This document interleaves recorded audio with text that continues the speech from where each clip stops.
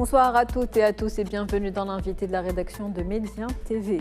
24 années se sont écoulées depuis l'accession du roi Mohamed VI au trône. 24 ans de règne, une période longue durant laquelle plusieurs avancées ont été réalisées et où le Maroc a su se distinguer par son approche globale et multidimensionnelle en matière de lutte antiterroriste. Aujourd'hui, selon l'édition 2023 de l'indice mondial du terrorisme de l'Institut pour l'économie et la paix, le Maroc affiche l'un des niveaux de sécurité antiterroriste parmi les plus élevés au monde. Et ce résultat s'explique par les nombreux efforts déployés par le Royaume au niveau sécuritaire, religieux et socio-économique. La complémentarité entre ces trois piliers fait de l'approche marocaine en termes de lutte antiterroriste une approche cohérente, intégrée et par conséquent efficace et efficiente.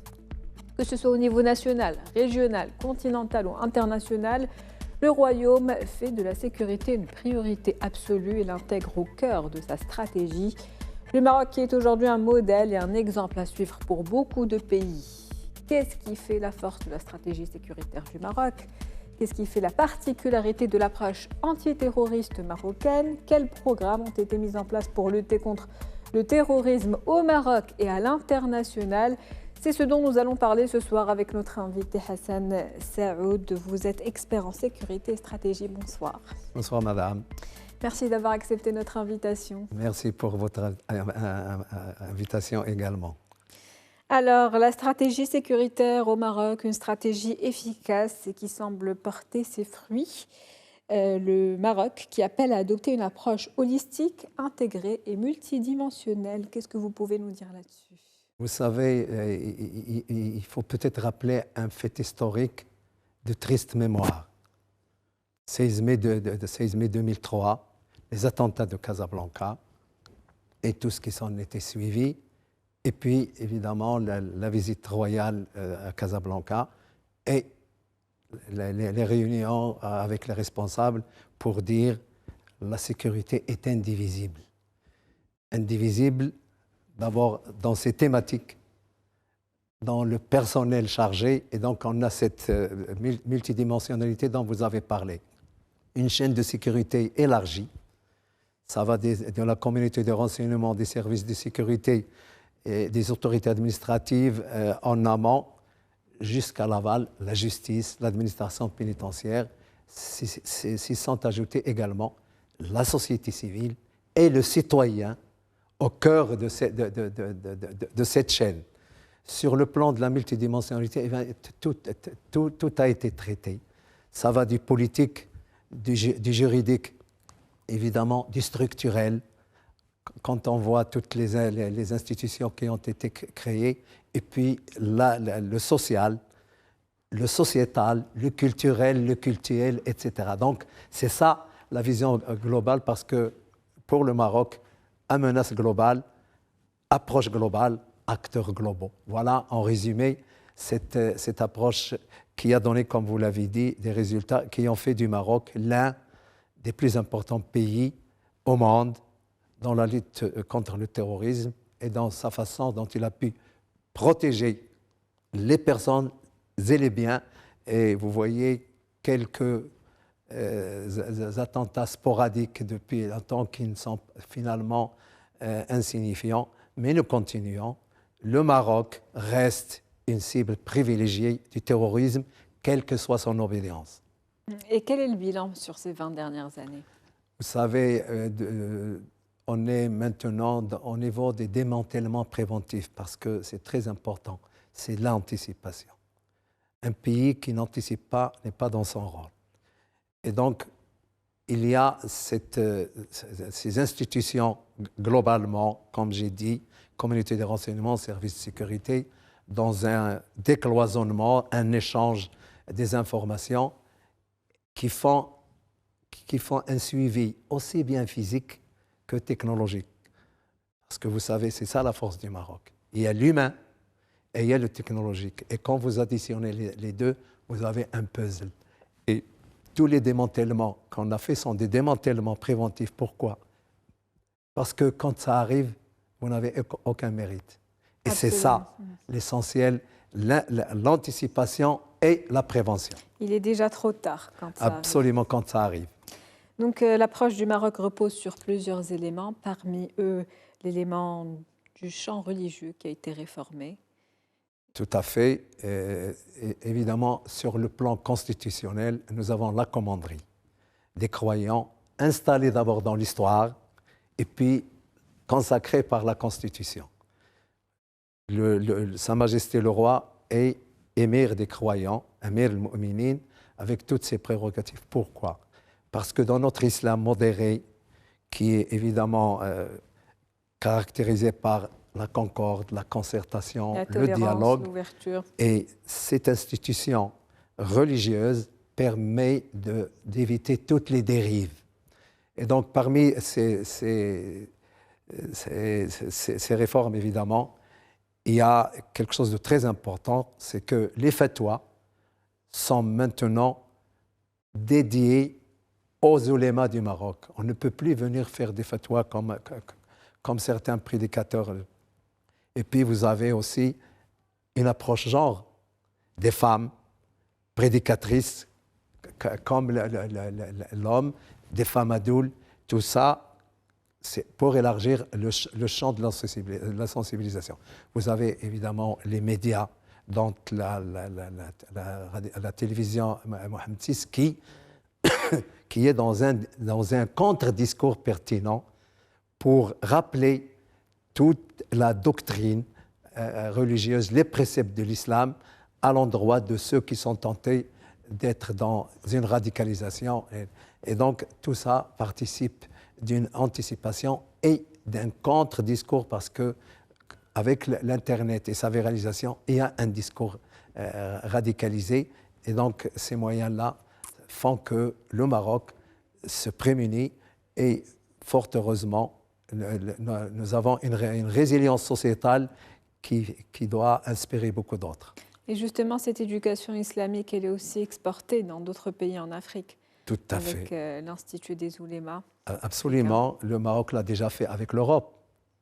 Ça ne date pas d'aujourd'hui. Et puis, envers l'Afrique, certainement parce que le Maroc, quand il a choisi une profondeur stratégique africaine, il y a mis les moyens économiques, sociaux, mais aussi il est dans une diplomatie religieuse de manière à ce que les préceptes de l'islam soient évidemment exportés chez nos amis africains musulmans pour prôner justement cet islam du milieu.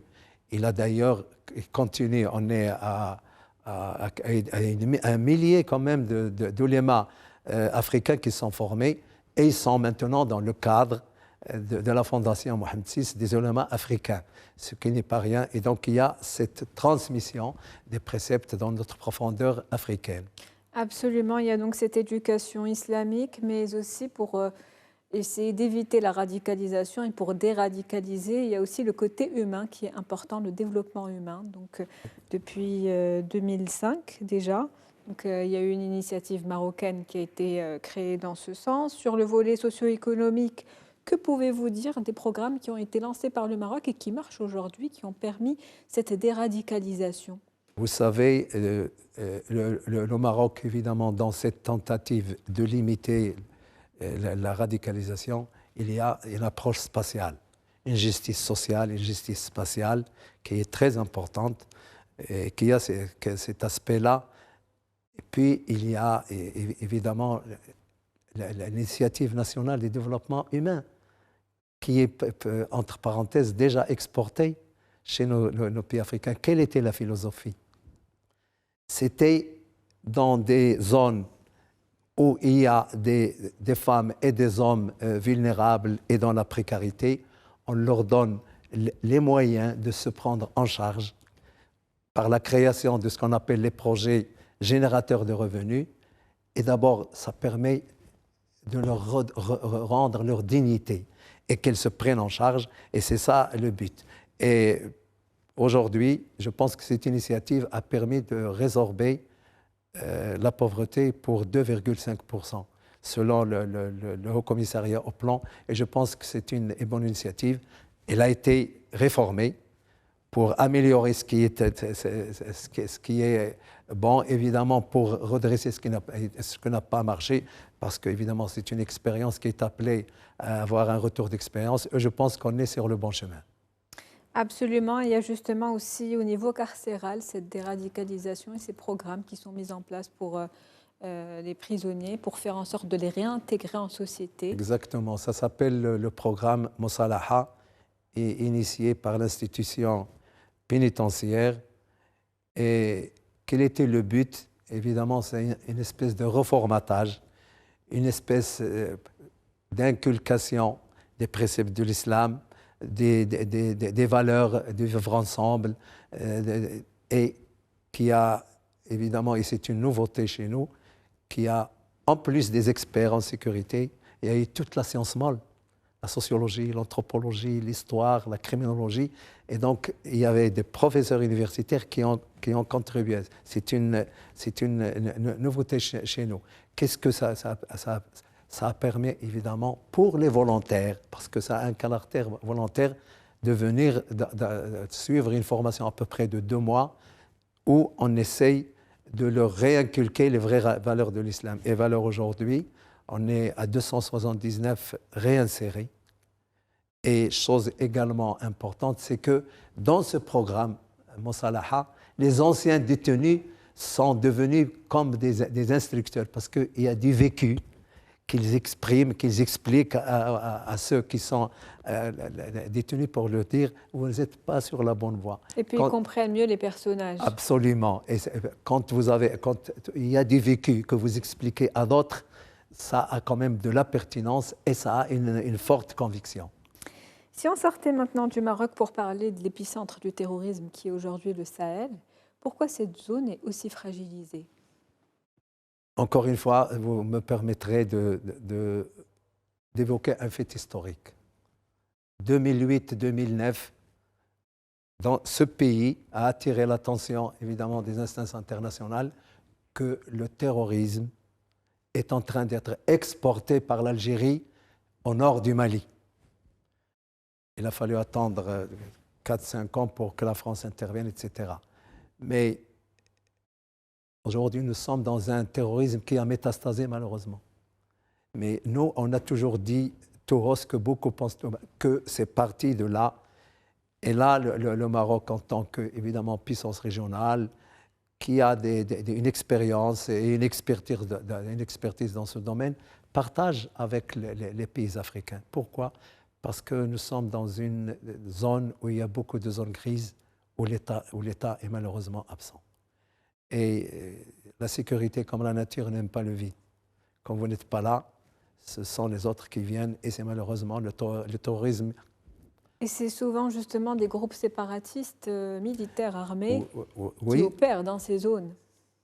Le Maroc a expliqué et a convaincu que séparatisme et terrorisme, c'est des vases communicants. L'un nourrit l'autre, etc. Pourquoi le terrorisme évolue, pourquoi le séparatisme évolue? Parce qu'il y a justement ces fragilités-là. Et nous sommes dans, comme disait le ministre des Affaires étrangères, les 2 faces de la même monnaie. Et ça, on le voit au Cameroun, on le voit en Mozambique, on le voit en Angola, tout près de chez nous, au Mali. Et donc, le séparatisme nourrit le terrorisme et ils se nourrissent entre eux. Donc, c'est une réalité qui a maintenant été prise en compte, notamment dans la dernière coalition de Marrakech de lutte anti-groupe islamique, qui a eu un succès énorme avec la participation de plus de 80 pays. Et justement, quel rôle joue aujourd'hui le Maroc dans la stabilisation de cette zone du Sahel? Vous savez, il a une expérience et une expertise importante. Il fournit des renseignements utiles, pertinents, de suivi, évidemment, des pays amis. Et malheureusement, toute l'absence de l'État fait que... Mais les expertises du Maroc, notamment techniques, on a fait ça avec la Côte d'Ivoire, on échange avec le Sénégal, on échange avec beaucoup de pays amis sur la thématique, et évidemment, ça donne toujours des résultats. Mais le Maroc aussi attire l'attention sur une gravité. Vous avez parlé justement de cette zone un peu grise. Et il faut faire attention parce que si le terrorisme rejoint la piraterie maritime, on sera dans une autre configuration beaucoup plus pernicieuse et beaucoup plus grave. Donc il faut dès maintenant agir de concert. Parce que, madame, le terrorisme ne peut pas être combattu sous forme d'État individuel. Il faut des coalitions sous-régionales, régionales, continentales, et justement, etc. le Maroc a adhéré à plusieurs conventions internationales. Il travaille en collaboration avec plusieurs organes internationaux. Qu'est-ce qui est fait aujourd'hui pour éviter ces risques dont vous parlez aujourd'hui? Et évidemment, c'est la coopération internationale. Le Maroc, il est présent dans la coopération internationale bilatéralement. Espagne, où on a une coopération extraordinaire, France, Belgique, Hollande, États-Unis. Alors sur le plan régional aussi, on est dans le forum arabe de lutte contre le terrorisme. En Afrique, nous sommes dans la... Et donc le Maroc est présent dans toutes les instances et il est certainement coprésident et cofondateur du Forum international de lutte contre le terrorisme. Donc autant d'organisations dédiées où le Maroc est un acteur agissant, dynamique. Et tout dernièrement, on est dans la plateforme de Marrakech qui concerne justement l'Afrique. On est coprésident avec la Hollande de tout ce qui concerne les combattants étrangers, qui est quand même une thématique importante et que le Maroc prend à bras-le-corps avec beaucoup de succès. Donc le Maroc, il est agissant et reconnu. Et cette reconnaissance a fait que l'ONU, peut-être pas qu'on va en parler, a confiance dans l'action du Maroc. Absolument, absolument. D'ailleurs, l'action a été saluée, comme vous le dites, par l'ONU l'année dernière. Absolument. Le Maroc. Et madame, l'ONU a créé un centre de formation antiterroriste au Maroc, à Rabat, ici même, où les collègues africains viennent se former, viennent avoir une formation adéquate dans le cadre de la lutte antiterroriste dans tous ces volets.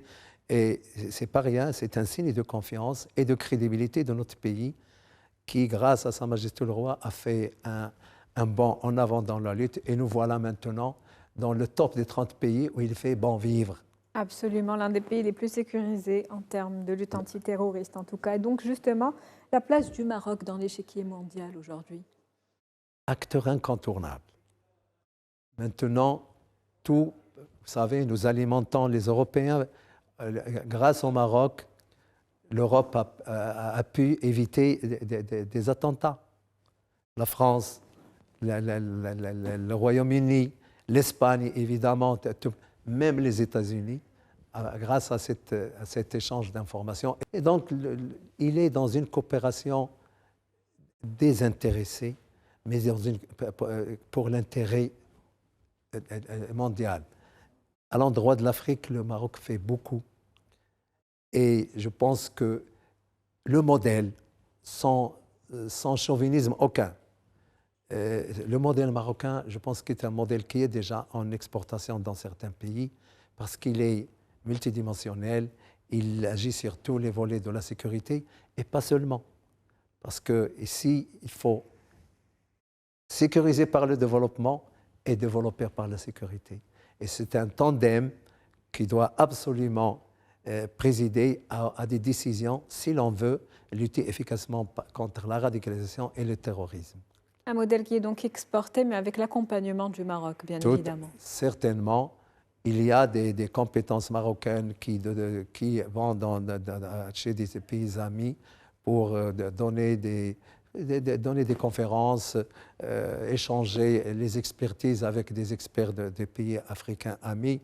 Et je pense qu'il y a cette reconnaissance africaine. Ils savent ce que le Maroc fait pour eux sur le plan économique, sur le plan des investissements, mais surtout sur le plan de la paix et la stabilité de l'Afrique. Parce que pour le Maroc, tant que l'Afrique n'est pas stable, il ne peut pas se développer et il ne pourrait pas se faire entendre sur l'échiquier international. Absolument. On arrive au terme de cette émission, mais tout de même une dernière question sur justement ces terroristes qui commencent à changer de mode opératoire ou peut-être qu'on ne reconnaît plus parce qu'aujourd'hui, on sait qu'ils ont certaines caractéristiques qui font qu'ils sont reconnaissables. Donc comment faire face à cette évolution aussi de ce côté-là qui évolue en parallèle avec les mécanismes qui sont mis en place justement pour lutter contre Je vais vous surprendre, madame, je vais vous dire que la criminalité et à plus forte raison le terrorisme évolue plus vite que les institutions chargées de lutte. Et c'est une tendance lourde mondiale. Ce qu'il faut, c'est appréhender le fonctionnement, l'organisation et les modes opératoires dans un temps délai. Mais ils ont toujours une ordre. Le terrorisme est ingénieux, il est inventif. Et on a commencé maintenant à constater, comme vous l'avez si bien dit, ce qu'on appelle la dissimulation. On revient, un terroriste maintenant, ce n'est plus la barbe, ce n'est plus l'habit afghan, ce n'est plus...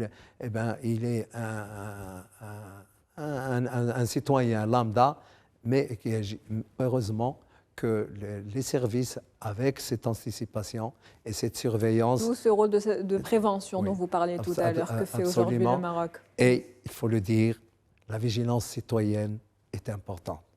Absolument. Aucune police au monde ne peut travailler correctement sans l'apport du citoyen, parce qu'il est imprégné d'un patriotisme.